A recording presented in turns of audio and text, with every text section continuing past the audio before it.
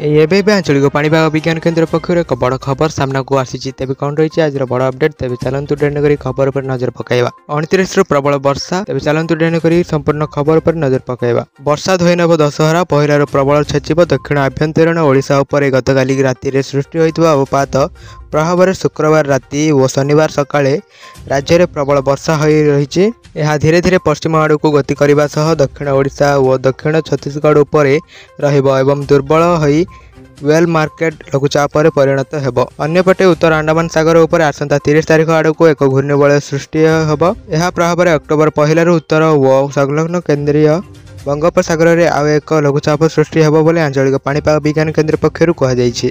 पाणीपाग विभाग निर्देशकों सूचना अनुसार 1 तारिख में उत्तर संलग्न केन्द्रीय बंगोपसागर उपर लघुचाप सृष्टि होबार संभावना रही फल राज्य में प्रबल वर्षा संभावना रही।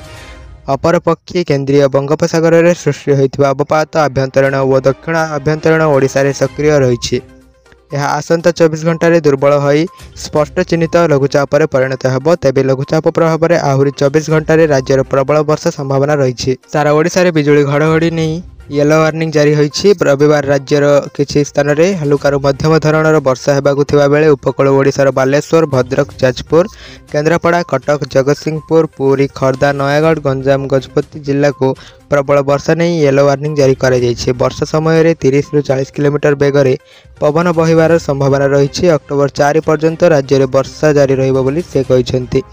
वीडियो टी शेष पर्यंत देखि धन्यवाद। जदि आपण मैंने आम चैनल को ए पर्यंत सब्सक्राइब करना ताहले एबे ही सब्सक्राइब करी पाखरे आसुवा बेल आइकन को दबे ऑल उपरे क्लिक करी रखंतु जहाद्वारा जेबे भी जेकोसी लेटेस्ट ब्रेकिंग न्यूज आपण मैंने आम चैनल माध्यम सर्वप्रथम देखिपारे। Bureau report news network Odia.